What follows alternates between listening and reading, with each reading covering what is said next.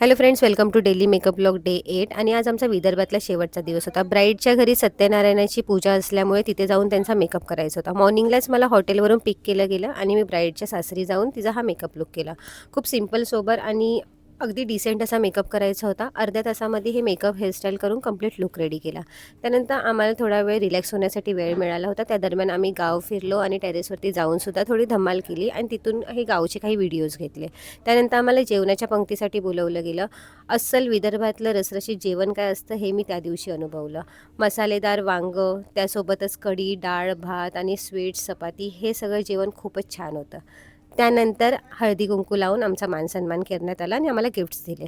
नंतर आम्ही संध्याकाळच्या वेळी मुंबईच्या दिशेने निघालो. ब्राईडला तिथे तिच्या सासरी सोडलं आणि आम्ही सगळेजण मुंबईला जायला निघालो.